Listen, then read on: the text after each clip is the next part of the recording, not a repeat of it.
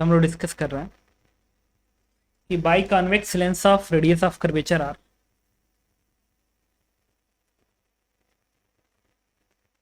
Radius of curvature R is made up by the variable refractive index इतना assuming 2D is less than r where d is the radius of aperture. A point object is placed at itna from the lens on the principal axis. If we spread the image lie over the span of n meters, find the value of n. ठीक है, तो देखो सबसे पहले हम लोग बनाएंगे इस तरीके से,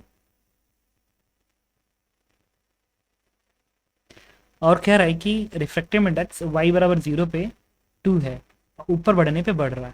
ठीक, ये ओरिजिन है, ऊपर जाने पे बढ़ रहा है, और ये यहाँ से y दूरी पे रिफ्रैक्टिव इंडेक्स म्यू गवर्न कर रहा है twice of 1 plus y upon D को गवर्न कर रहा है। मॉड का मतलब यहाँ पे लग गया, मॉड का मतलब है कि ऊपर प्लस नीचे भी प्लस होगा, तो मॉड हटा दो अभी समझने के लिए। तो हम लोग डील कर रहे हैं y इज ग्रेटर देन 0 पे, तो सिमेट्री से नीचे वाला भी वही आएगा, तो बनेगा 2 1 प्लस y अपन डी, इसकी डीलिंग कर रहा है। And 2D is less than r। ठीक है, हम क्वेश्चन दिया गया कि d जो है वो लेस देन r। ठीक, a point object is placed r बराबर 7.5 from the lens. A point object is placed at r बराबर 7.5 from the lens on the principal axis. तो r पे ही प्लेस्ड है, और इसका रेडियस ऑफ कर्वेचर जो है वो भी r के बराबर है, और ऑब्जेक्ट r दूरी पे है यहाँ पे, और r की वैल्यू उन्होंने दे रखी है 7.5। हेलो, कह रहा है कि if spread the image lie over the span of n meter, find value of n, y the perpendicular distance of the lens material from the principal axis. ठीक है, तो यहाँ पे इसका इमेज है ना, तो कहीं ना कहीं इधर बनेगा।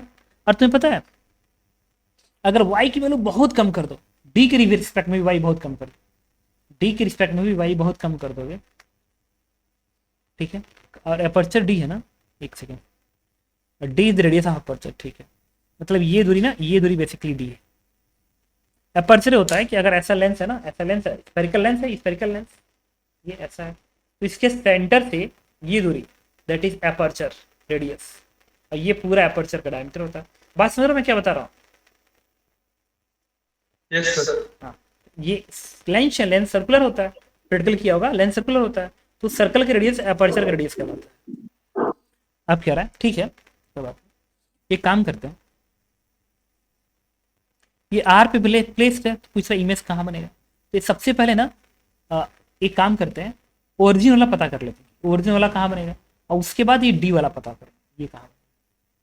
ठीक है, तो पता है रेडियस ऑफ कर्वेचर का फोकल लेंथ, लेंस के फोकल लेंथ का फॉर्मूला होता है 1/f equals to twice of mu minus 1 upon R, ये फॉर्मूला होता है बाई कॉन्वेक्स का। तो 2 और म्यू माइनस 1 इसको प्लेस करें, अपान आर रहने दो ऐसे, आर की वैल्यू क्या है 7.5 है, यहाँ पे लगा दो आर 7.5 लिखा हुआ है, म्यू माइनस 1, तो म्यू ये है ना, इसको मल्टीप्लाई करो तो बनेगा 2 प्लस यही है that is 2y upon D minus 1, ये बनेगा 1 से 1 कट गया, इससे 1 अपान एफ की वैल्यू कितनी आ गई 2 7.5 इंटू 1 प्लस 2y अपान डी, ये इसका फोकल लेंथ बन गया, इसका फोकल लेंथ y पे डिपेंड कर रहा है।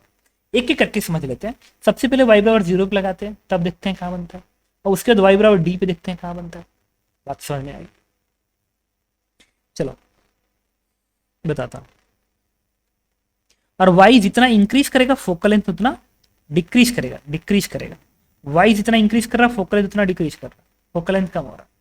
ठीक है, अब एक काम करो, इसका फोकल, इसको ना अलग से, इसको क्या लिख सकते हैं 7.5 को 15/2 ना, 15/2 का मतलब 4/, ठीक है, अभी इसको यही रहने दो, अभी इसको 1/f के ही रहने दो, 2/7.5 ब्रैकेट में 1 प्लस y अपान डी, इसको अभी यही रहने दो, नहीं 2 है ना, 2y है, ये 2y है, अभी रहने दो। समझते हैं, y की जगह पे 0 प्लेस करो, 0 प्लेस करोगे तो 1/f की वैल्यू आ जाएगी 2/7.5 एंड दैट इज 4/15, 15/2। अब इसको लिख सकते हो तुम, और कहाँ प्लेस किया गया, ये लेंस है, यहाँ से r दूरी पे 7.5 की दूरी पे है, ऑब्जेक्ट लगा दो length formula, 1/v1 minus 1/u। u इधर है इसलिए माइनस 7.5, और सेकेंड फोकस इधर होता है इसलिए प्लस। ठीक है, 7.5 रहने दो। इससे वैल्यू हो जाएगी 1/v1 इज इक्वल टू, इसको इधर भेज दो तो 4/15, और इसको तुम चाहो तो ये प्लस ना 2/15 है, 2/15 तो इधर बनेगा तो 2/15 बनेगा। इससे वैल्यू क्या आएगी 2/15। दैट मीन्स v1 कितना आ गया 7.5। दैट मीन्स अगर ये r पे है तो इसका इमेज एग्जैक्टली इधर r पे बन रहा है, जिसका डिस्टेंस है 7.5। ये इमेज है। अब अगर इसका फोकस बढ़ने लगा तुम्हें पता है क्या होगा, फोकस बढ़ रहा है, क्यों देखो, नहीं घट रहा है ना, फोकस घट रहा है, y की वैल्यू इंक्रीज कर रही है तो फोकल लेंथ घट रही है।